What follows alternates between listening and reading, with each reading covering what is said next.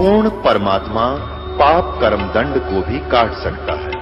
अभी तक जिस भी संत व महापुरुष से मिले, उन्होंने यही बताया कि पाप कर्म फल भोगने से ही समाप्त होगा। वो प्रभु कौन है जो पाप कर्म को काट देता है, वो काल के बंधन से छुड़वा देता है। उसका क्या नाम है, पूजा की विधि क्या है?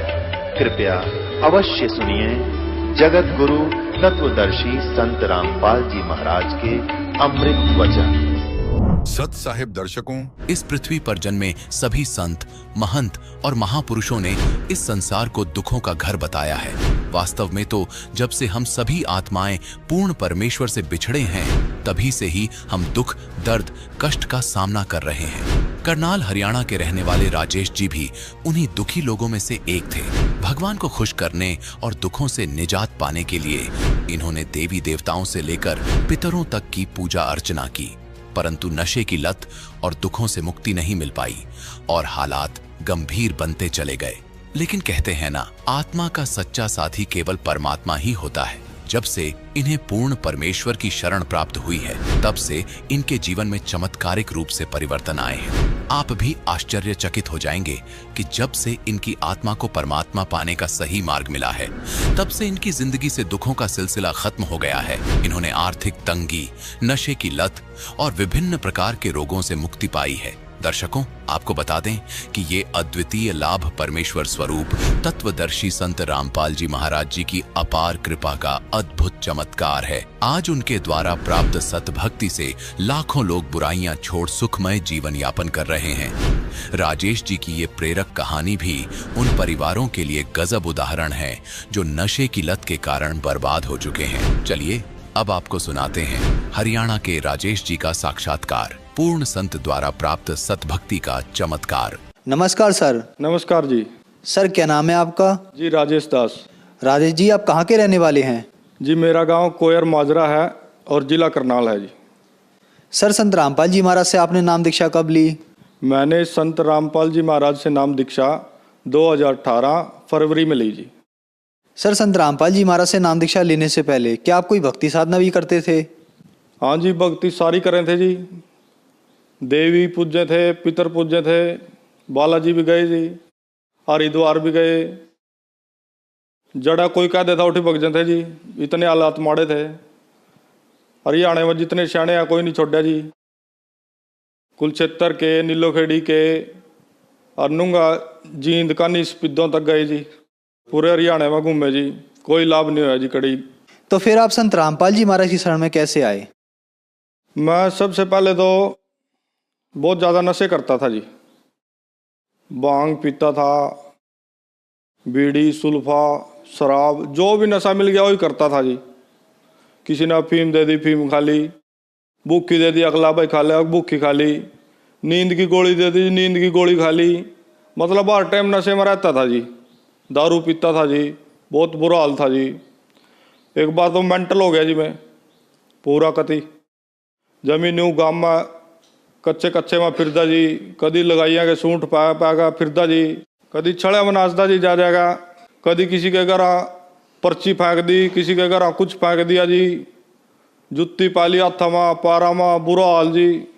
न्यू फिरे करता जी मैं। फिर जमी दुखी हो लिए जी, घर के भी दुखी हो लिए जी। घर में नहीं बढ़न देवा जी, लठ मारा जी। कौन बढ़न देवा जी, मेंटल आदमी घर में कोई नहीं बढ़न देवा। जमी दुखी हो लिया जी। फिर मेरी पत्नी थी जी जो, वह भी छोड़ कर चली गई जी। इतने बुरे हालात हो गए। फिर पता नहीं परमात्मा की के लीला हुई जी, थोड़ी रात सी मिली, घर में आना जाना होया। उधर मेरे ससुर जी हैं जो, उन्होंने संत रामपाल जी महाराज जी से नाम दीक्षा ले रखी थी। तो वो आए जी एक दिन, उन्होंने समझाया मेरे को, सारी बात समझाई, गुरु जी के बारे में बताया, गुरु जी का ज्ञान बताया। पर उस टाइम तो कुछ नहीं समझ में आवे था, दारू पिए करते जी, बुरा हाल था। पर फिर भी मैं धक्के था, मैंने उरा लिया जी कुलक्षेत्र। अब चल तो नाम दुआ कर लाओगे तना। और मैं शर्त मार का आया था जी, मगा था मना नाम दुआओ। और मैं इतना कमीन आदमी, मैंने बोलिया जी के है वो संत रामपाल जी महाराज, के कर लेगा वो, लता मना लेगा चलो। और मैं शर्त मार कर जाऊँ, मैं आका दारू पीऊँगा, तब मना नाम दुआओ। ऐसे में संत रामपाल जी महाराज की शरण में आया जी। वे मना ले आए जी, कहने लगे तो चाल एक बार पी लिए तो दारू पी लिया का, कोई बात नहीं तो चाल एक बार। ऐसे फिर मैंने पूरा नामदान पाया जी, नामदान लिया जी। सर, संत रामपाल जी महाराज से नाम दीक्षा लेने के बाद क्या आपको कोई लाभ भी प्राप्त हुए? नामदान लेने के बाद फिर गाँव में गया जी। उस दिन के बाद मैंने दारू नहीं पी जी। ऐसा चमत्कार होया जी परमात्मा का। लाभ बहुत होए जी। सब तो पहला तो लाभ ही हुआ, मैं मेंटल था जी बड़ा तकड़ा, गांव का पूरे मेंटल था जी। मेरे गांव में जाकर किसी ने पूछ लिया कि राजेश मेंटल, ईब तो न्यू कहा सारे भगत जी, तो भगत बन गया भाई। यानी किसी ने पूछ लिया भाई राजेश मेंटल था भाई, पूरा मेंटल होया फिर तो सारे गांव में फिरे करता, न्यू फिरे करता। और ईब तो कुछ नहीं करता जी, कोई बिल्कुल स्वस्थ है, कोई दिक्कत नहीं। अच्छा लाभ, दूसरा लाभ मेरा पथरी थी जी पेट में, 7.5 mm की पथरी थी जी। 2-3 थी जी, एक नहीं आती, 2-3 थी। मैंने अल्ट्रासाउंड कराए, डॉक्टर पर गया, डॉक्टर बोले भाई चाहे ऑपरेशन करा ले, कुछ करा ले, या तो नहीं लिकट जाएगी भाई, फिर हो जाएगी। दवाई भी खाई जी देसी, जिसने जड़ता कह दिया उड़ता दवाई खाई जी। मेरा मतलब आए महीना दर्द हो रहा था जी। एक हफ्ता मैं काम पर नहीं जाऊँ था, एक हफ्ता पूरा दर्द रह रहा था जी। चाहे मैं टिक्के लवाऊँ, चाहे मैं गोली खाऊँ, चाहे कुछ करूँ जी, मेरा दर्द नहीं बंद हुआ था जी एक हफ्ते था पहला। फिर संत रामपाल जी महाराज जी का नाम लेने के बाद मेरा बोर्ड का दर्द नहीं होया जी, ना वो पथरी रही जी, केबरा कड़ा गई जी, मना नहीं बेरा लगा उसका, कड़ा गई जी वहाँ। तीसरा जी मेरे कोठे ऐसे थे जी, एक कोठा था जी मेरा कमरा घर का रहने का, जिसमें रह कर दे, उसी में ही बनाए कर दे जी, उसी में खाए कर दे, सारा सामान उसी में था। मतलब एक पैर धरने की जगह नहीं थी जी। अच्छा और टुपके करता जी, ऊपर तक कट्टे बांध बांध का काम चला रखा था। ये परमात्मा ने ऐसी दया करी जी, लंटर वाले मकान बनवा दिए, बढ़िया फर्श लगा दिया जी, सारे काम एसी फैसी टिच पिच करवा रखा सारा काम जी। मेरा लड़का जी रोहित, उसका दौरा पड़े करता जी, दौरा पड़े करता तो वो बंद हो गया जी। रामपाल जी महाराज जी का नाम लेने के बाद वो बिल्कुल बंद हो गया जी। और आज बिल्कुल काम है, सोना काम चल रहा है जी, बढ़िया। बल्कि मैं सरकारी ठेकेदारी का लाइसेंस बनवा लिया जी मैंने, परमात्मा की पूरी दया हो रही जी। सर, पहले आप सभी देवी देवताओं की पूजा करते थे, लेकिन फिर भी आप दुखी थे, लेकिन आपने संत रामपाल जी महाराज से नाम दीक्षा ली, आपका सारा नशा छूट गया और आपकी जो मानसिक टेंशन थी वो भी ठीक हो गई। तो संत रामपाल जी महाराज ऐसी कौन सी भक्ति बताते हैं कि सभी देवी देवताओं के जाने के पास भी आप ठीक नहीं हुए, लेकिन संत रामपाल जी महाराज के पास आने के बाद आप ठीक हो गए? हाँ जी, संत रामपाल जी महाराज जी शास्त्र अनुकूल भक्ति साधना बतावा जी, जो हमारे शास्त्रों में लिख रही, जो हमारी गीता जी में लिख रही, वेदों में लिख रही, गुरु ग्रंथ साहिब में लिख रही जी, पवित्र कुरान में लिख रही। ये लोग पढ़ दे नहीं जी, क्यों, कौन पढ़ा, इतनी मोटी मोटी किताब कौन पढ़ेगा जी। ये हमारे गुरु जी ने टाइम काटा, पढ़े, शास्त्र पढ़े, सारा प्रमाण दिया जी, शास्त्र अनुकूल मारता भक्ति बताई जी। अब शास्त्र अनुकूल भक्ति का तो लाभ होगा जी। सर, क्या संत रामपाल जी महाराज ब्रह्मा विष्णु महेश की भक्ति छुड़वाते हैं? ना जी, संत रामपाल जी महाराज ब्रह्मा विष्णु में इसकी कोई भक्ति नहीं छटवाते, बस उनको पूजने का सही तरीका बताते हैं, जो हमारे शास्त्रों में, जो हमारी गीता जी में लिखा हुआ है जी। कहीं जाने की आवश्यकता नहीं है, कोई दिमाग पर प्रेशर लेने की जरूरत नहीं है, ना कोई टेंशन लेने की जरूरत नहीं है।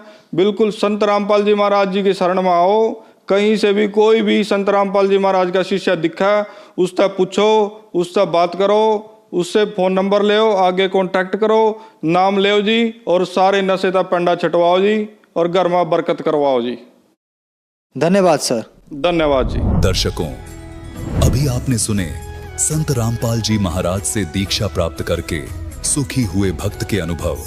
अब देखिए जगत गुरु तत्वदर्शी संत रामपाल जी महाराज के मंगल प्रवचन। उसका भारवाही मकान था, गांव से काफी दूर, थोड़े से फैसले पर होता था। तो उसने देखा कि बालक काल भी भूखा गया। उसको पता था कि ये लोग कुछ नहीं देंगे इनको, शायद ये किसी का आदर करना नहीं जानते, इनका सिर घूम रहा है। उसने एक माँ की दृष्टिकोण से देखा कि मेरा बालक होता और 2 दिन भूखा सोता, कैसे जीवन व्यतीत करता। तो उसने कहा, महाराज आप कल भी आए थे, खाली गए, आज भी खाली जा रहे हो? कहा, माई खाली जा रहा हूं। उसने कहा कि मैं कुम्हारी हूं, और रोटी बना रखी थी उसने, आटा को तो आटा दूं, रोटी को तो रोटी दूं, और ये ले जाओ और आपके गुरुजी को बता दियो कि कुम्हारी के घर से प्राप्त है, क्योंकि कई ऐसे संत होते थे जो छोटी जाति वालों का नहीं खाते थे, तो कहीं मेरे को और बद्दुआ ना दे दे, बेटा बता देना महाराज। कहा अच्छा माई। वो ले गया भोजन, अपने गुरुजी से बता दिया। गुरुजी ये नगर तो कति निकम्मे आदमियों का बराबर है और जानबूझकर बकवास कर रहे हैं कि तुम मांगते फिरते हो, करके क्यों नहीं खाते, कुछ ये कर लो। ऐसे ऐसे एक माई ने आटा दिया, ये भोजन दिया है और उसने ऐसे ऐसे बताया है।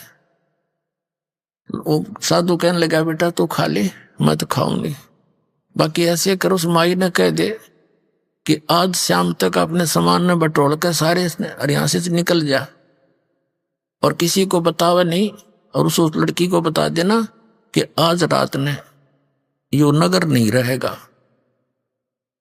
और साधु संतों की उनसे वो परिचित थी। संत भगत ने जाकर बता दिया कि माई ऐसे ऐसे गुरुजी का आदेश है, मेरे गुरुजी जो कह देते हो सच्ची होया करे, तू निकल जाए यहाँ से। और ये कहा चाह तू रात में बस चली जाएगी ना, और तुझे शाम हो जा वहीं रुक जाना, वहीं बस जाएगी। तो वहां से चलकर वो चल पड़ी, अपने गधे पर सारा सामान लाद कर चली गई। 8-10 किलोमीटर जाकर रात होगी, वहीं रुकेगी। उधर से रात्रि में ऐसा भूकंप का व्यवस्था हुई, पूरा नगर नाश हो गया, कोई नहीं बचा उसमें एक जीव भी, सारा मर गया, समाप्त हुए। और वो लड़की जहां बैठी थी आसपास के लोगों को पता चला, वहां पहुंचे, उसने सारी कहानी बताई। ऐसे ऐसे साधु संतों के साथ इन्होंने बदतमीजी की थी और मुझे ये कह दिया था तू चली जा। तो गांव के लोगों ने, आसपास के व्यक्तियों ने उसको वहीं कह दिया बहन तू यहीं रह। उसका मकान पर झोंपड़ी झापड़ी डलवा दी, घनिया जमीन दे दी, वो उड़े बस गई। अब उस लड़की ने बताया, वो गांव बना हुआ बताते हैं उसके नाम से, नेकी बता रही है कि बेटा इन गेला नो बढ़ेगी, ये परमात्मा तो कुछ कहे को नहीं, ये तो चले जाएंगे भूखे पैसे, लेकिन ये बच्चे सारे भगवान के हैं और काल को दाव लग जाएगा, नुक्ता मिल जाएगा इनका नाश करने का। अपने आत्मा जैसे प्रधानमंत्री का कोई निकम्मा डले मार दे, प्रधानमंत्री कुछ ना कहे उनको, लेकिन पुलिस वाले उसकी बांह पकड़ के ऐसा समारेंगे, याद रखेगा। तो इसी प्रकार कबीर साहब तो ये हमारे भगवान हैं, ये तो नहीं दुख देंगे, लेकिन काल फिर उनको बख्शा नहीं, क्योंकि इस डर से कि इस मालिक को इन्होंने ऐसे कैसे कह दिया, इसलिए ये सब खत्म हो जाएंगे बेटा, एक नियम है यहाँ का, अब तुम देख लो। लेकिन उस चोरी किए हुए धन को हम दान करेंगे, हम छुएंगे नहीं बेटा। इस नगरी को बसाना चाहते हो तो मांग लो। तो फिर मान गए वह। अच्छा माता जी, गुरुजी से बोल दिया महाराज सुबह भोजन करावाएंगे। अच्छा बेटा बस कोई बात ना, सुबह खा लेंगे, तो भूख सी भी ना रही। अब कहने का भाव ये है कि दोनों पिता पुत्र चोरी करने चल पड़े। एक सेठ का जाकर उसमें सुराख कर लिया, अंदर घुसने का पाड़ ला लिया, सेंध ला दी उसमें। अब लड़का कहने लगा पिताजी आप बाहर खड़े रहो, मैं जाऊंगा अंदर, और मैं पकड़ा भी गया तो लोग मुझे बालक करके छोड़ देंगे, आप पकड़े गए तो इस सेठ का यहाँ के नवाब तक नाता है, आपको बहुत भयंकर सजा दिला देगा। सम्मन बोला बेटा और तेरे को ये सजा दे दी तो मैं कैसे जीऊंगा ना, मैं जाऊंगा, मैं तो मर जाऊंगा, पर तुम, मैं आटा फेंक दूंगा तो लेकर भाग जाना। से वो नहीं मानना कि ना पिताजी मेरे रहते तुम कैसे जाओगे। ऐसे कहते कहते अंदर घुस गया। सम्मन ने कहा बेटा थोड़ा सा लाना, 3 शेर, इससे ज्यादा नहीं। अब लड़के ने अपनी फटी पुरानी चद्दर में आटा अंदाजा सा डाल लिया, 3 शेर, और बांध के गांठ चालन लग गया। बढ़िया जाग गया, वहीं सोया था। अब वो निकलने लग गया, उस सुराख के अंदर से पीछे तो पैर पकड़ के घसीट लिया, और इतने वो लड़का उस आटे को फेंक गया बाहर को। अब सेठ जी ने देखा, अरे तुम भगत को आओ और चोरी करो, देख पाट गई ना बोल तुम्हारी। तब उसने कहा लाला जी जोर तक क्यों बोल रहे हैं, 3 शेर आटा लिया हमने, हमारे गुरुजी आ रहे थे, हमारे को किसी ने मांगा दिया नहीं, तेरा उधारा दे देंगे। अच्छा वो गुरुजी चोरी कराते हैं, और तेरे की पता चला इसकी जड़ का, वो चोरी कराने आते हैं। अब उस सेवर ने सोची देख अब यह और बात बिगड़ गई, गुरुजी को भी सजा दिवाओगे तो बड़े नकम्मे आदमी भाई। उधर से फिर सम्मन लेकर आटे को गया। नेकी ने पूछा पुत्र कहाँ है? उसने बताया कि वो तो लाला जी ने पकड़ लिया और बांध दिया खंभ के। अब नेकी ने क्या सोचा कि देख कैसा जुल्म होगा गुरुजी के साथ। लोग लड़के ने पहचानेंगे कि ये सम्मन का लड़का है और फिर यहाँ आएंगे न्यो कहेंगे ये इनके गुरुजी चोरी कराते हैं। तो वो क्या कहने लगी कि तू वापस जा और ये चक्कू ले जा, लंबा सा करद थी इतनी लंबी हो रही है वृक्ष काटने की। नो बोली जाकर लड़के का सिर काट लिया। एक बात करने के बहाने बाहर गर्दन निकलवा लिए और सिर काट लिए। फिर सेठ इस बालक ने घर नहीं रखे, घर पे छाण मना होगा किसी का, किसका सही सिर किसका है ये सब। और लाला जी घर रखे को ना कि मर्डर का केस लगेगा उस पर, तो ऐसे कर दे। वो लेकर कर दो वापस से ला। उधर से उस लड़के के मन में यह प्रेरणा कि तो जुल्म होगा कल, गुरुजी को तो सजा दिलाएंगे निकम्मे और इस कारण से हम बच सकते हैं। तब सम्मन आया और कहा सेऊ बेटा एक जरूरी बात है तेरे कान में बताऊंगा, गर्दन बाहर निकाल ले एक बार लाला जी से प्रार्थना करके। अब सेऊ ने कहा लाला जी बाहर मेरा पिता खड़ा है, कोई जरूरी काम बतावे और मुझे एक बार बात कर लेने दे। सेठ बोला तू भाग जाएगा? अगर नहीं कसम मुझे मेरे रस्सा ढीला कर दे पैर बांध के और फिर भाजूंगा नहीं, सिर्फ बात करूंगा। सेठ जी ने सोचा ले कर लेने दे बात, ढीला रस्सा कर दिया। सेऊ ने बाहर सिर निकाला। अब पिताजी था हाथ पाछे का पीछे रह गया, छुपा रखी थी वह छुरी, करद छुपा रखी थी काटने की, नहीं हाथ उठा आगे को।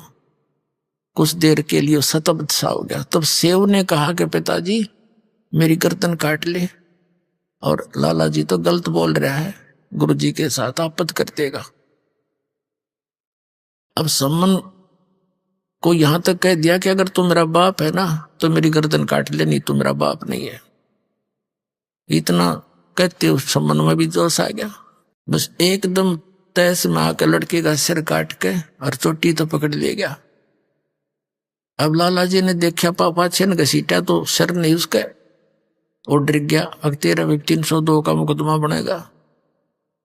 अब उसने घसीट के उस लड़के की लाश को रातों रात जंगल में बाहर जाके, एक पजावा होता था, पजावा ये कुम्हार लोग पहले ईंटें बनाते थे, उसके ऊपर चारों तरफ वो खड्डे से होते थे मिट्टी खोदने के, उसमें डालाया।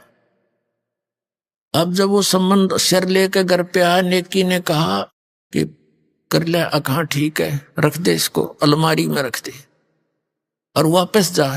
नेकी बोली वापस जा, लाला जी उस लाश को घर नहीं रखेगा, वो किधर बाहर घेर का होगा। और उसकी घसीट देखकर, उसकी लकीर देखकर, लाइन देखकर जाना तू चिन्ह के साथ साथ। उसने जाकर देखा सचमुच लाला जी तो घसीट के ले जा रहा था। कच्चे रास्ते होते थे पहले। लाला जी तो आके घेर के डाल के उसको, और अपना जो सुराख था उसको बंद करके, और उस पर रेत डात छड़क के ऐसा कर दिया जैसे कुछ नहीं हुआ था। बैठ गया भीतर। वो उसको लड़के की शव को उठा लिया रातों रात। ऐसे सारे प्रोसेस में उनको सुबह हो गया, यानी घंटा 1.5 घंटा रह गया सूर्य उदय होने में घंटा। वो लड़का लाके शव डाल दिया कोठे में पिछली साइड में, और ऊपर फटे पुराने कपड़े डाल दिए, और अलमारी में सिर रखा था लड़के का कपड़े में लपेट के। अब नेकी बोली मैं खाना बनाती हूँ, गुरुजी को कह दो जी भूख लाग रही होगी आपको, भोजन खा लो, और भोजन खा के चले जाएंगे, जनता किसी ने पता नहीं लगेगा। अब क्या हुआ, भोजन बना दिया, सम्मन ने प्रार्थना करी, 3 पात्रों में डाल दिया। 3 जने थे, परमात्मा थे, 2 उसके सेवक थे उनके, और बैठ के जैसा भी बोरी बारी थी आसन डाल दिया। परमात्मा ने कहा बेटा इनको 6 जगह कर दो, सारे बैठ के इकट्ठा खावांगे। अब समन ने सोची अब बात खुलेगी, गुरुजी को पता लग गया कि रोटी नहीं खाएंगे, घर पर लाश और ईट खाना कैसे खाएंगे, ये तो बहुत बुंडी बनी भाई, हम तो फिर अधूरे रह गए, वो जो नहीं करवा सके परमात्मा को। अब उसने क्या किया, 500 में डाल दिया, 500 में, और बैठ के परमात्मा ने कहा एक और, इसी को एक में और बनाओ, इसी में से 6 बना दो। तो समन ने कहा जी बच्चा तो कहीं खेलने गया होगा, पता नहीं कब आएगा, अकना मैं जो कहूं ऐसे कर दो बच्चा। अब उन्हें कर दिया। तब परमात्मा ने आवाज लगाई कि आओ सेऊ जीम लो, ये प्रसाद प्रेम, बेटा सिर कटा करें चोरों के, साधों को न तकसेम।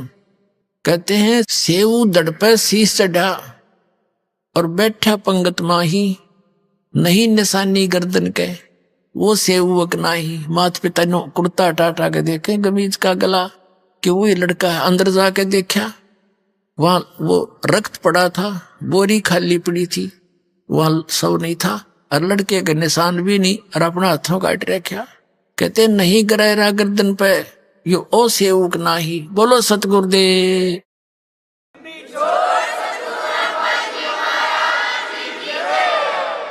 कहते हैं गरीबदास साहिब जी लिखते हैं कि 56 भोग दिए धनी ने और करे सम्मन के ठाठ, 1 नंबर का सेठ बना दिया उसी जीवन में परमात्मा ने। कहते नुक्ते ऊपर रिज जाएगा रे, करोड़ कर्म जल जा तुम्हारे। बोलो सतगुरुदेव।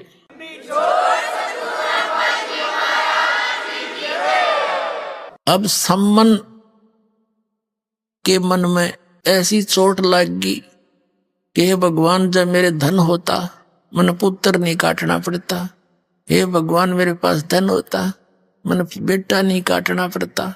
उसके वह एक सदमा सा हो गया। तो परमात्मा ने उस कारण से उसको धन दे दिया, और साथ में ये भी कहते रहते थे बेटा यो धन अच्छी चीज नहीं, नेकी और सेव। उनके तो बात आ गई समझ में, उन्होंने तो उस धन का की तरफ ध्यान नहीं रखा, अपना मोक्ष चाहा, वो दोनों तो मुक्त हो गए। अब सम्मन के रहेगी कसरवा। अगले जन्म में फिर वो 9 शेरवा का बादशाह बनाया, राजा बना अगले जन्म में। उससे अगले जन्म में फिर अब्राहिम सुल्तान अधम बलख बुखारे का राजा बना। फिर जाके परमात्मा ने फिर वह हंस पकड़ा, अरे नकम्मे मैं कितना ज्ञान दिया करता, तो फिर वहीं का वहीं रह गया। तो पुण्यात्माओं इन सारी कथाओं को, ये कोई डूम बाट के गीत नहीं, ये परमात्मा के चरित्र हैं। इनको सुनने से भी पुण्य होता है, इनके अनुसार आचरण करने से लाभ होगा। तो वो प्रसंग बीच में आ गया था कि भगवान पर विश्वास करने से नुक्ते ऊपर रिज जाएगा रे, करोड़ कर्म जल जाए तुम्हारे। इस जन्म में आपने सारा सुख भी देगा और मोक्ष भी देगा, पर इसके ऊपर आसक्त ना हो जाना, नया लेकर डूब जाएगी आप। इसलिए कबीर साहब कहते माया दासी संत की ओ भई दे आशीष, बिलसी और लातों छड़ी सुमर सुमर जगदीश। इसको अपना प्रयोग करे ढंग से। अब क्या बताते हैं, धर्मराय दरबार में दई कबीर तलाक, मेरे भूले चुके हंस को तू पकड़िए मत कजाक। कजाक ए नकमी आत्मा, ए नकम्मे, जैसे ने कहा कर ना बड़ा अफसर छोटे को, और खबरदार देते ने ऐसा कर दिया तो कहता है जी सर, अक नहीं जी ऐसा नहीं करूंगा। तो धर्मराज को, यहाँ के चीफ जस्टिस को, इस ब्रह्मांड के चीफ जस्टिस को कबीर परमात्मा ऐसे डांट लगा रहे हैं। और वो क्या कह रहा है, बोले पुरुष कबीर से धर्मराय कर जोड़े, तुमरे हंस को पकड़ो नहीं मुझे दुआ ही लाख करोड़। आपके हंस ने नहीं पकड़ो दाता। फिर क्या बताता है कि जिन्होंने आपकी शरण में आने से पहले जो पाप इकट्ठे कर रखे हैं, ये परमात्मा उनके आधार से तो मैंने उनको दंडित करना पड़ेगा, मेरा विधान है। तो परमात्मा ने कहा था कर्म भरम ब्रह्मांड के मैं पल में करहूने से, जिन हमारी दो ही दई सो करो हमारे पेशे।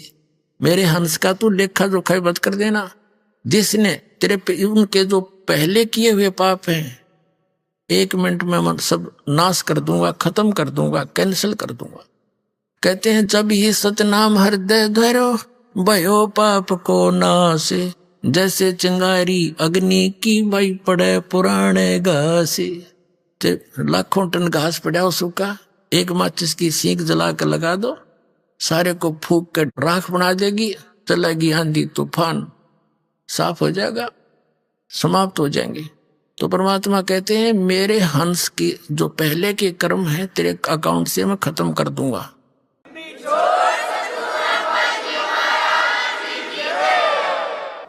शिव मंडल ब्रह्मापुरी चाहे विष्णु लोक में हो, हमरे गुण भूले नहीं तो आन छुटाऊं तो। अपना आत्माओं आप धीरे धीरे समझ जाओगे। अभी तो बच्चे हो, कोई पहली कक्षा का है, कोई दूसरी कक्षा का, किसी ने आज प्रवेश ही पाया है। और जो पुराने हो गए उनके तो हृदय में दास जो वचन बोलता है सारी 100% सत्य सिद्ध होते हैं, स्वीकार्य होते, आपको भी हो जाएंगे। यो ज्ञान आज तक आपने सुना को नहीं है, पूरे विश्व में ज्ञान नहीं। अब क्या है, ये है वो प्राइम टाइम मोक्ष का और भक्ति यथार्थ कराने का। आपकी अब परमात्मा के बच्चों से परमात्मा ने अब भक्ति करानी है। पूरे विश्व के प्राणी जो मनुष्य शरीर धारण करते रहेंगे उनको ये सतनाम मिलता रहेगा, और इसी से मोक्ष होना था। ये अभी तक छुपा रखा था। ये सतनाम आज तक इस दास के अतिरिक्त या उन महापुरुषों के अतिरिक्त जिन्होंने सीधे भगवान मिले थे उनको दिया था सतनाम, जाप भी दिया था, सार नाम भी बताया था, लेकिन उनको आगे देने को मना कर दिया था, किसी को जिक्र भी नहीं करना। धर्मदास मेरी लाख दुहाई, ये सार शब्द की दबार न जाई, सार शब्द बार जो पढ़ी या बिचली पीढ़ी हंसनी तरही।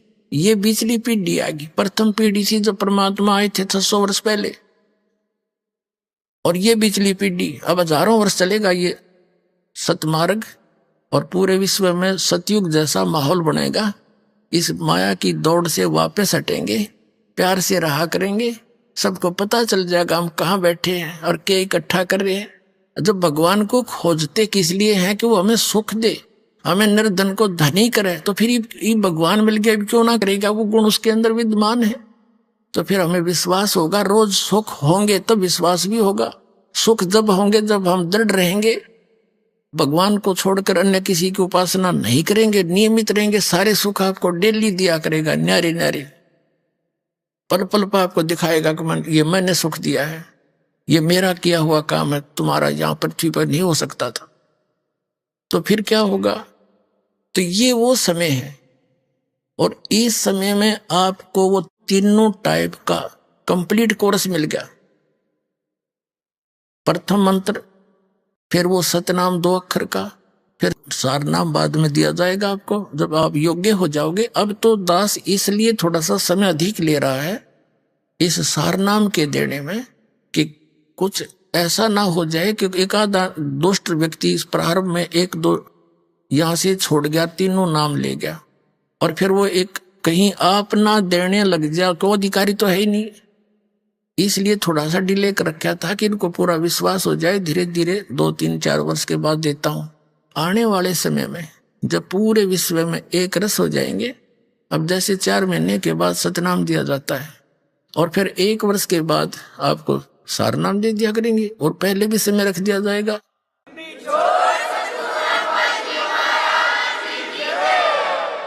तो इस प्रकार ये बहुत सारा काम सुचारू और सुनियोजित तरीके से परमात्मा करा। तो अब जो आप पार हो जाओगे, आप तो गए सतलोक में, और जो पार नहीं होंगे, जो पार नहीं होंगे वे महामार खाएंगे।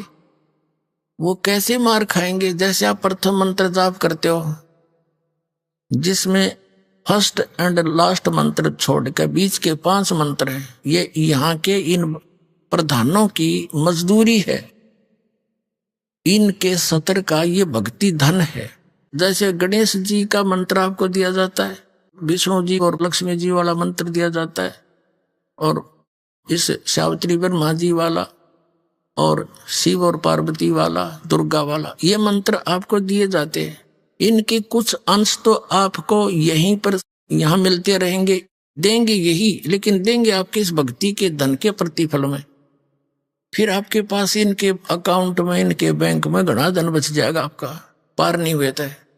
तो फिर ये क्या करेंगे, पहले आप जाओगे गणेश जी के लोक में, वहां अपना सारा पुण्य उसके सत्र का खत्म करके फिर आपको भेजेगा ब्रह्मा जी के लोक में, वहां देवता बन जाओगे। वहां पुण्य खत्म करके फिर जाओगे विष्णु जी के लोक में, विष्णु जी के उस मंत्र का कमाई आपकी खत्म हो जाएगी। फिर जाओगे शिव के लोक में, वहां गण बन जाओगे देवता। स्वर्ग में, वहां स्वर्ग है, उनके अलग से रेस्टोरेंट है, और वो आपसे चार्ज करते हैं। जैसे रेस्टोरेंट वाला किराया न्यारा लिया करे और खाने का न्यारा उसमें दुगना तिगुना जोड़ के आपसे लेता, ऐसे वहां ये रेस्टोरेंट है इनके। फिर वहां खत्म होने के बाद दुर्गा जी के लोक में, वहां देवता बनोगे। और जब आप हो जाओगे कंगाल, आपको नरक में, नरक से पीछा छुट के फिर आपको पृथ्वी पर कई हजार वर्षों तक, और फिर सतनाम का जो रह गया और सार नाम की कमाई आपको मिल गई, वो नहीं पार हुई। ये नहीं है कि सार नाम मिल गया पार हो गए, अंतिम सांस तक मर्यादा में रहोगे तब पार होगे। तो फिर उनको उसके लिए इस काल ने क्या कर रखा है, इस ब्रह्मलोक के अंदर एक ब्रह्मांड में नकली सतलोक, अलखलोक, अगमलोक, अकैलोक बना रखे। तो आपके उस भक्ति धन को वहां नाश करवाता है। तो इस प्रकार वो प्राणी तो हजारों युगों तक नीचे नहीं आवेगा, कति चूस के उसको भक्ति धन नष्ट करके थोड़ा बहुत बचे हुए को यहाँ पटक देगा। फिर यहाँ पृथ्वी का राजा बन जाएगा, फिर नरे पाप कमाओगा और फिर गधा बन जाएगा। तो यह विरन मट्टी होगी जो ईब फिसल गया। तो सावधानी बरतियो और चलो सतलोक में। बोलो सतगुरुदेव।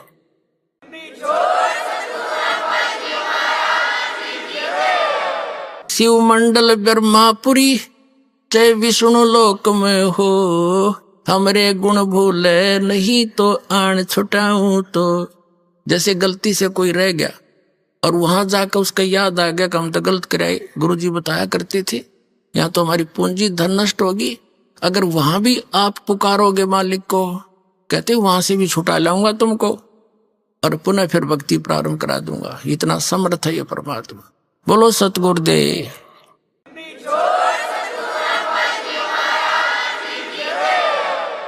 अब आज के जो सत्संग का निष्कर्ष ये है पुण्यात्माओं, समर्थ का शरणाग हो, रंग होरी हो, कदे न हो ए काज राम रंग होरी हो। तो समर्थ की शरण में रहना आखिरी सांस तक, आपके 101 पीढ़ी पार होगी, ये लिख लेना बेशक।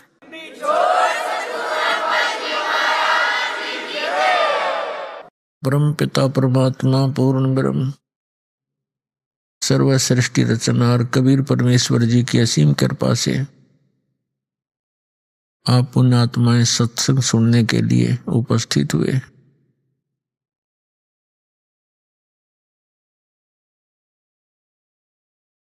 भक्ति मुक्ति के दाता सतगुरु भटकत प्राण फिरंदा, उस साहिब के हुक्म बिना नहीं तरवर पात हिलंदा।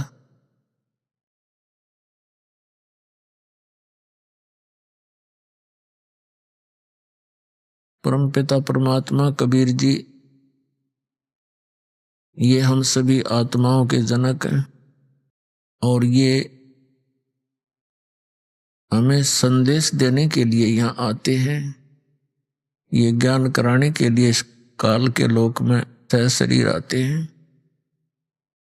और सह शरीर चले जाते हैं।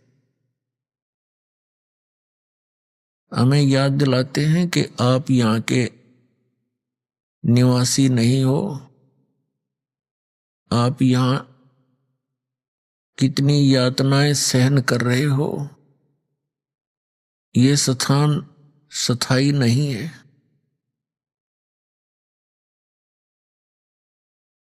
अब क्या बताते हैं, चारों युग में संत पुकारे, कूक कहा हम हेल रे, हीरे माणिक मोती बरसे, ये जग चुगता ढेल रे। क्या बताते हैं कबीर परमात्मा जी के चारों युग में मुझसे परिचित मेरे संतों ने उस यथार्थ भक्ति मार्ग का ऊंचे स्वर में आवाज लगा लगा कर ज्ञान कराना चाहा, लेकिन ये संसार उस यथार्थ ज्ञान रूपी यानी पूर्ण मोक्ष की विधि रूपी जो मोती हैं उनको ना स्वीकार करके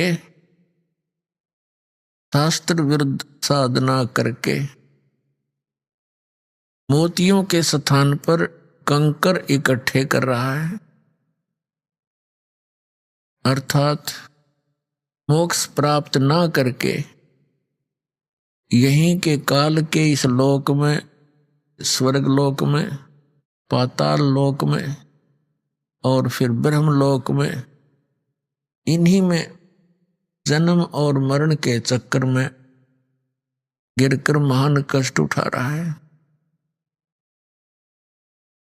चारों युग में संत पुकारे और कूक कहा हम हेल रे, हीरे माणक मोती बरसे, ये जग चुगता ढेल रे। ये संसार डले इकट्ठे कर रहा है। पहले तो यहां देखिएगा, मनुष्य जीवन का जो उद्देश्य है उसको भूलकर प्राणी यहां की व्यवस्था में ही सारा जीवन नष्ट कर देता। ये मानव प्रत्येक प्राणी के अंदर एक ऐसी धारणा बनी हुई है कि मैं बहुत बड़ा धनी बनूं, मेरे पास बढ़िया कोठी हो और कार हो तो और अच्छा हो जाए, और शानो शौकत बनाने के लिए यहाँ की झूठी इस महिमा के अंदर अपना सारा जीवन नष्ट करके और खाली हाथ चला जाता है। अब परमात्मा आकर याद दिलाते हैं कबीर भगवान जी, इस झूठे सुख को सुख कहे ये मान रहा मन मोद, ये सकल चबीना काल का कुछ मुख में कुछ गोद। अब क्या बताते हैं परमात्मा कि आप जी यहां काल प्रेरणा से परमात्मा से किन वस्तुओं की डिमांड करने आते हो? निसंतान संतान चाहता है, निर्धन धन की आशा लेकर ही आता है, रोगी अपना रोग नाश ही उद्देश्य लेकर आता है। और कुछ एक प्राणी ऐसे भी हैं जो परमात्मा प्राप्ति के लिए ही आते हैं। वो तो धन्य भाग हैं ऐसी सोच जिन पुण्यात्माओं की, लेकिन वो भी धन्य भाग हैं जो किसी भी कारण से परमात्मा के चरणों में पहुंच गए। फिर यहां आएंगे उनको वो सुख तो मिले ही मिलेगा जिनकी उनको आवश्यकता है, लेकिन आवश्यकता से अधिक ये भगवान नहीं देगा, क्योंकि हमारा मूल उद्देश्य है परमात्मा पाना, यहां से जन्म मरण का आपका रोग कटवाना। और यहां जब तक आप रहो आपको वो सुविधाएं मिले जो आपके लिए अनिवार्य है। अननेसेसरी डिमांड आप करोगे भगवान नहीं देगा। आपकी आवश्यकता से कितनी ही बड़ी हो और परमात्मा उसको समझे कि आवश्यक है तो वो आपकी अवश्य पूर्ण होगी, रोग नाश भी होगा। और कोई आर्त आया है या किसी अन्य आवश्यकता है उसको वो अवश्य आपका पूर्ण होगा, क्योंकि ये परमात्मा सुखदाई है, आपको सुख देगा, आपको धन भी देगा। इसको मालूम है कि जब तक इस मन की तृप्ति नहीं की जाएगी थोड़ी बहुत, यू भक्ति करण नहीं दे मेरे बच्चों को, मेरी आत्मा को, तो पहले इसको संतुष्ट करेंगे दाता, और फिर ज्ञान देंगे, आत्मा को फिर ज्ञान हो जाएगा। फिर ये मन की सारी नहीं मानेगी। इस मन को कैसे कंट्रोल करेंगे दाता? ये तब भक्ति करने देगा। एक व्यक्ति के ओठ पर चोट लगेगी, ओठ पे, तो उसको किसी ने बताया कि भाई कोई कहे कुछ बांध दो, कोई कहे देसी, पहले गांव में ऐसा ही व्यवस्था होती। एक ने कहा कि इसके हलवा बना के बांध दो देसी घी का। तो जिसका चोट लग रही थी वो कहने लगा भाई यूं ठीक कर रहे हैं, तो उसको हलवा बना दिया। अच्छा, थोड़ा सा बनाया, औषधि टाइप, इसको उठ कर लगा देंगे, बांध देंगे, यहां पर चिपका देंगे। वो हलवा रखे ओठ पे और वो तो खा जाए, उसको भूख लग रही, उसको स्वादिष्ट लगे। वो जब भी ओठ पे धरती अंदर ले जाए उसने, फिर कहने लगे, उन्हें विचार किया भाई जब तक यू छक नहीं लेगा इतना ओठ पे टेकन नहीं दे इसने, पहले इसने छकाओ। तो पहले तो छकाया, और छकने के बाद हलवा फिर एक कण भी नहीं खा सकता आदमी, इसकी यह भी खासियत है। तब उसने ओठ पे टेकन दिया हो। तो पहले तो परमात्मा इस मन की फड़क निकाल लेगा। ये जो डिमांड लेकर यहां आया है, ये पहले इसने छकावेगा, और फिर इसके अंदर ऐसा ज्ञान भर देगा मालिक कि आगे ये कोई वस्तु नहीं चाहेगा एक मोक्ष के अतिरिक्त। आप यहां आते हो, देखो जब तक आपको कोई परेशानी है और उसमें राहत नहीं मिलेगी तो आप भक्ति सुन भी नहीं सकते, ज्ञान भी नहीं सुन सकते, करना तो बहुत दूर की बात है। तो दयालु परमात्मा है, यदि आपका निश्चय पूरा होगा, पूरे विश्वास के साथ परमात्मा में आप लगन लगाओगे, ये जाप मंत्र जो बताए जाते हैं ये करोगे, तो ये तो मामूली सी बात है उस मालिक के लिए, ये तो कुछ भी नहीं जो डिमांड आप लेकर आते हो। फिर यहां ज्ञान कराया जाएगा आपको। परमात्मा बताते हैं, क्या मांगू कुछ थिर न रहाई, देखत नैन चला जग जाई। 1 लख पूत 1.25 लाख नाती, उस रावण के दीवान बाती। आवत संग ना जात संगाती, क्या भया दर बांधे आथी। कहे कबीर अंत की बारी, जैसे हाथ झाड़ कर चला जुआरी। अब परमात्मा कहते हैं, यहां क्या वस्तु मांगोगे तुम भगवान से, और कोई भी टिकाऊ नहीं। क्या मांगो कुछ थिर ना रहाई, और देखत नैन चला जग जाई। आंखों के सामने रोज पता नहीं कितने व्यक्ति जा रहे हैं। 1 लख पूत 1.25 लाख नाती। रावण के 1 लाख पुत्र थे, और वो भी सर्वनाश को प्राप्त हुए, सारे मर गए युद्ध में। और फिर उस रावण के घर में कोई दीपक जलाने वाला शेष नहीं बचा। तो क्या मांगा यहां पर? हम सत्संग कर रहे थे गांव में, एक व्यक्ति, उनका कोई रिलेटिव आ गया, वो छोटे से बच्चे को साथ लिए हुए था। तो सत्संग सुनकर उसकी आंखों में आंसू आ गए। कहने लगे जी सारी साची है, पर यह सच्चे उस टाइम है जब स्वयं बीत ले है। मेरे 4 पुत्र थे और चारों का विवाह हो गया 2-3 वर्ष के अंदर अंदर, और कुछ एक आधा व्यवसाय कर रहा था, 1-2 नौकरी कर रहा था। संतान अभी तक हुई नहीं थी, चारों की मृत्यु होगी 1 साल के अंदर अंदर। 2 तो इकट्ठे एक्सीडेंट में मारे गए, और 2 बीमार होकर, एक को सर्प डस गया, खेत में सोया था कोठे पे ट्यूबवेल पे, और एक बीमार होकर मर गया। वो पत्नियां भी गई उनकी, छोटे से बालक ने ले रहा ने बोला दोता गोद ले रखा है, इस पर टाइम पास करूंगा। बताओ यहाँ कोई जीवन है? अभी आपने सुने संत रामपाल जी महाराज के मंगल प्रवचन।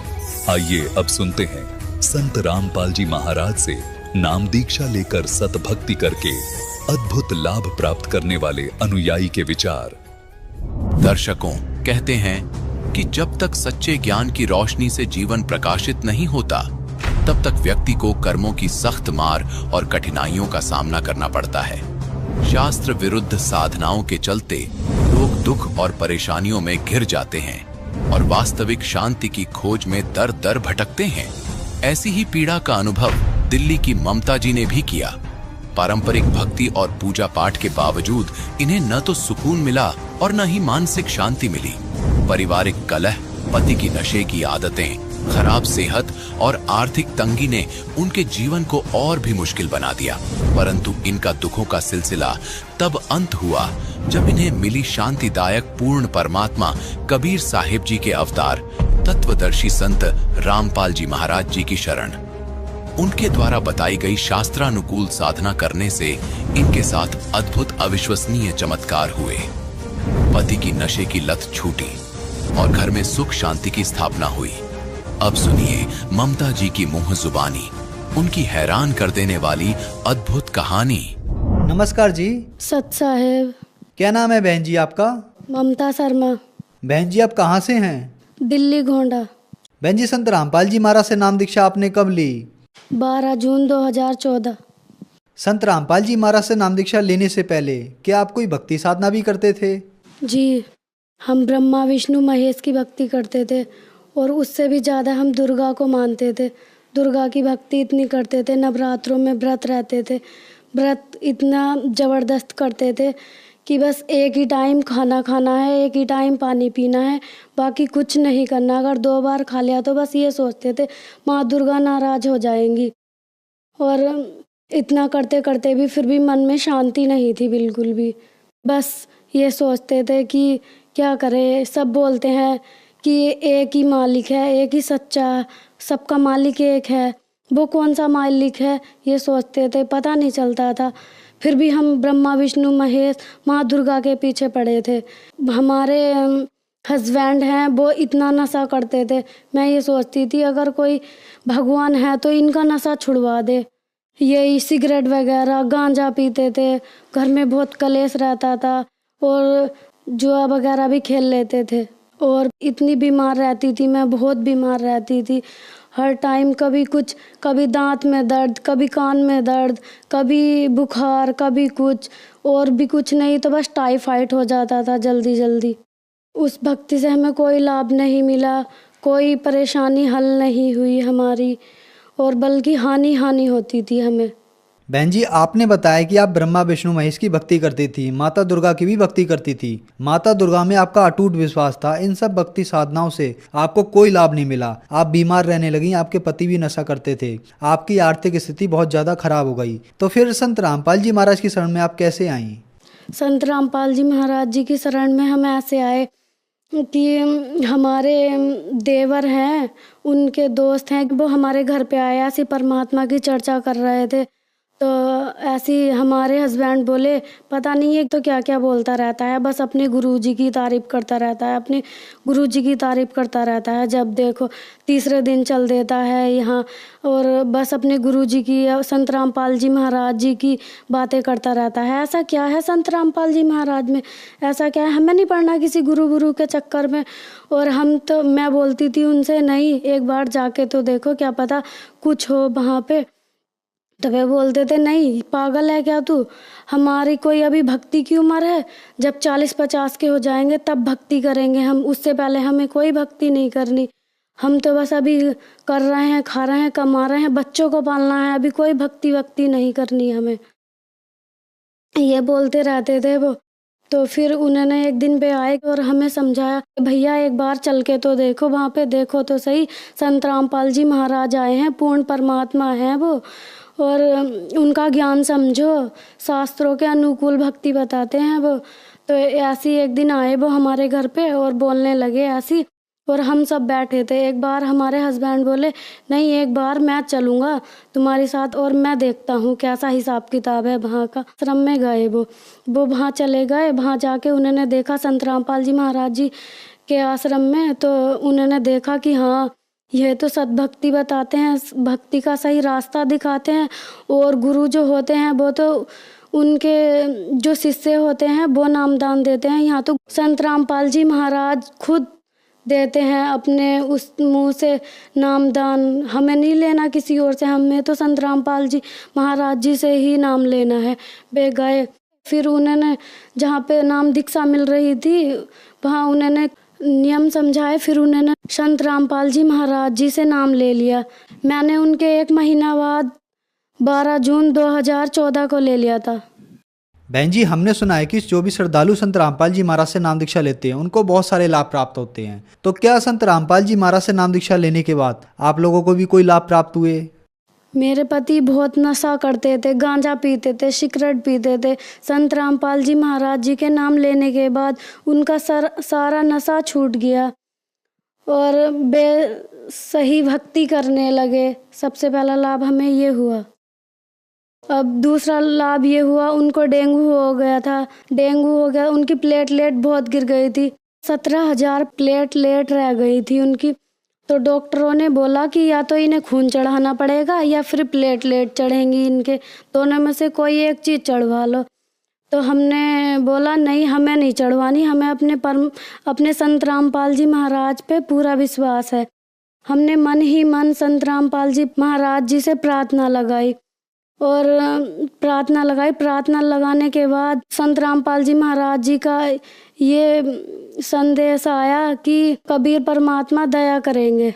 उसके बाद उनकी 17,000 प्लेट थी। 17,000 प्लेट के बाद ना तो हमने कोई खून चढ़वाया ना प्लेट चढ़वाई। उसके बाद उनकी 50,000 प्लेटलेट हो गई।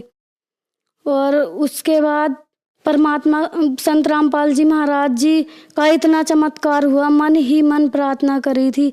उसके बाद उनकी 50,000 प्लेटलेट हो गई और भगत जी पूरी तरह से ठीक हो चुके।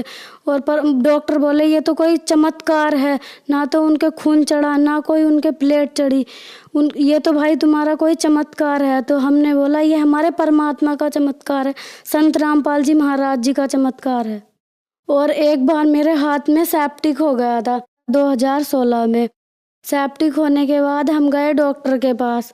डॉक्टर देख के ही मेरे हाथ को दंग रह गए और बोला डॉक्टर ने, अरे ये क्या हुआ तुम्हारे हाथ में, तुम्हारे हाथ में तो बहुत ज़्यादा सेप्टिक है, सेप्टिक कितना होगा। डॉक्टरों ने कहा अरे नहीं, ये अब ठीक नहीं होगा, तुम्हारा हाथ तो काटना ही पड़ेगा। हमने परमात्मा से प्रार्थना लगाई संत रामपाल जी महाराज जी से। संत रामपाल जी महाराज जी ने कहा कबीर परमात्मा दया करेंगे, भक्ति करो अपनी। तो उसके बाद मेरे हाथ में इतना आराम आ गया संत रामपाल जी की दया से कि मेरा हाथ सही होता ही चला गया, फिर एकदम सही हो गया। बल्कि हमारे डॉक्टर तो यूँ कह रहे थे कि तुम्हारा हाथ तो काटना ही पड़ेगा, इतना ज़्यादा सेप्टिक हो गया है तुम्हारे हाथ में, इसे कोई बचाने वाला नहीं है। हमने बहुत केसेस देखे हैं ऐसे कि सेप्टिक हो जाता है और फिर ठीक नहीं होता। इतना हो गया था कि यहाँ से इसे काटना पड़ता और ये उंगली भी मेरी चलती नहीं थी, बिल्कुल जाम हो गया था हाथ। संत रामपाल जी महाराज जी से इतना लाभ हुआ हमें। एक बार हमारे हस्बैंड और हम कहीं जा रहे थे और मेरा एक बच्चा है, उसका शीनू नाम है, और वो बीच में बैठा था, मैं पीछे, वो चला रहे थे। तो एक मोड़ पे मोटरसाइकिल फिसल गई। उसके बाद फिसलने के बाद हम दोनों, मेरा बच्चा और मैं, गिर गए और इतनी तेज गिरे कि मेरे बेटे के सर में इतना मोटा फोड़ा हो गया। और मैं सोचने लगी हाय ये क्या हो गया, अब तो पता नहीं इसको क्या होगा। मैं मन ही मन संत रामपाल जी का सुमरण करती रही, सतनाम का सुमरण करती रही। और सुमरण करते करते मैंने आंख बंद कर ली। आंख बंद करके खोली तो देखा संत रामपाल जी महाराज जी का इतना चमत्कार हुआ। मेरे बेटे को तो जरा सी खरोच तक नहीं आई और वो बिल्कुल ठीक है। और हमारे घर में आर्थिक परेशानी भी बहुत रहती थी। हमारे हस्बैंड CNG पंप जो होते हैं ना, उन पे मैनेजर हैं। उसके बाद उन मैनेजर होने के बाद भी घर में इतनी तंगी रहती है। ससुर जी हमारे गवर्नमेंट रिटायर्ड हैं। नाम लेने से पहले हम इतने परेशान रहते थे पैसों से, हर चीज़ से उधार लेना यहाँ वहाँ से, फिर भी हम इतना हाथ टाइट रहता था। उनकी गवर्नमेंट जॉब है कि बस पूछो मत, ले दे के खर्चा चलाते थे। और आज संत रामपाल जी महाराज जी की इतनी दया हुई है हमारे ऊपर। 2 मकान हैं हमारे, गाड़ी भी है हमारे यहाँ पे, सब कुछ है। परमात्मा की इतनी दया है हमारे ऊपर। और लाभ ये है कि एक बार 2017 में मेरे बच्चेदानी में गांठ हो गई थी। मेरे 106 mm की गांठ थी, दर्द होता था मेरे बहुत। डॉक्टरों ने मेरा अल्ट्रासाउंड करवाया। अल्ट्रासाउंड करवाने के बाद कहा कि इसका तो ऑपरेशन ही होएगा, ऑपरेशन के बिना निकल ही नहीं सकती किसी भी हालत में। तो हमने कहा ऑपरेशन होएगा, अभी तो मेरा छोटा सा बच्चा है, अभी तो मेरा एक ऑपरेशन हो चुका है पहले ही, और अब दूसरा ऑपरेशन होएगा, कैसे करूँगी मैं, इतनी सी उम्र है मेरी छोटी सी। तो डॉक्टरों ने कहा कि देख लो, ऑपरेशन तो होना पक्का है इसमें। तो हमने कहा नहीं, ऑपरेशन नहीं करवाना, हमें अपने परमात्मा पे पूरा विश्वास है। हमने संत रामपाल जी महाराज जी से प्रार्थना लगाई, और प्रार्थना लगाने के बाद संत रामपाल जी महाराज जी ने कहा सही भक्ति करो बच्चे, सही भक्ति करो। उसके बाद हम भक्ति करते रहे और डॉक्टरों को दिखाया। ऐसी नॉर्मल सी ऐसी एक छोटी सी शीशी दे दी थी उन्होंने पीने की, देसी दवाई, उससे ही ठीक हो गई। और संत रामपाल जी महाराज जी का इतना बड़ा चमत्कार हुआ। दूसरे डॉक्टरों को दिखाया तो उसने कहा 106 mm की गांठ थी। डॉक्टरों ने कहा ये कैसा चमत्कार है, हम नहीं मान सकते इसे, तुम दोबारा अल्ट्रासाउंड करवाओ। दोबारा अल्ट्रासाउंड करवाया तो उसमें मेरी रिपोर्ट बिल्कुल एकदम नॉर्मल आई। और रिपोर्ट भी ऐसी है, हमारे यहाँ यमुना विहार में बैठते हैं डॉक्टर सोमानी, जो कोई उनकी रिपोर्ट नकार नहीं सकता। और 106 mm की गांठ थी, वो संत रामपाल जी महाराज जी के भक्ति करने से ही बिना ऑपरेशन के 106 mm की गांठ बिल्कुल सही हो गई हमारी। और उसके बाद मेरा दूसरा बेटा भी हुआ, जबकि डॉक्टर यूँ कह रहे थे कि गांठ घुलने के बाद इतना बड़ा चमत्कार है कि बच्चा तो हो ही नहीं सकता। डॉक्टर बार बार पूछ रहे थे हमसे कि तुमने चेक करा है प्रेग्नेंट हो या नहीं। हमने कहा हाँ हमने चेक कराया। फिर डॉक्टर ने अपनी तसल्ली के लिए अपना रिपोर्ट करी, तब कहा अरे ये तो बहुत बड़ा चमत्कार है, ऐसा तो हो ही नहीं सकता, 106 mm की गांठ ऐसे घुल जाए, ऐसा नहीं हो सकता, बिना ऑपरेशन के ठीक हो ही नहीं सकती।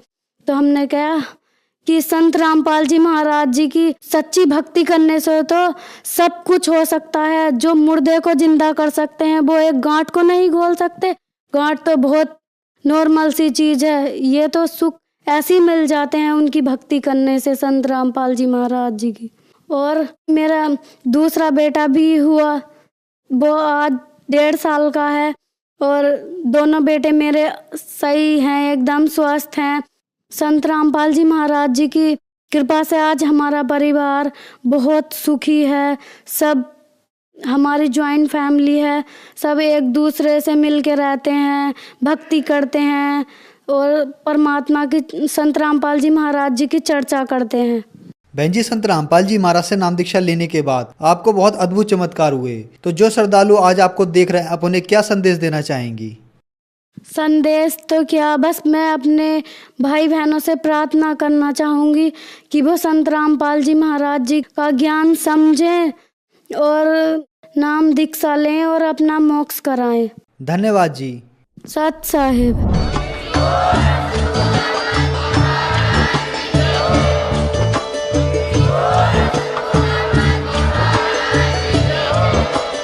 आप सुन रहे थे जगत गुरु तत्वदर्शी संत रामपाल जी महाराज जी के मंगल प्रवचन। अधिक जानकारी के लिए विजिट कीजिए हमारी वेबसाइट www.jagatgururampalji.org। संत रामपाल जी महाराज जी के शुभ आशीर्वाद से पूरे विश्व भर में 500 से भी ज्यादा नाम दीक्षा केंद्र हैं, जिन पर संत रामपाल जी महाराज जी द्वारा ऑनलाइन निशुल्क नाम दीक्षा दी जा रही है। अपने नजदीकी नाम दीक्षा केंद्र का पता करने के लिए संपर्क करें 8222 880541।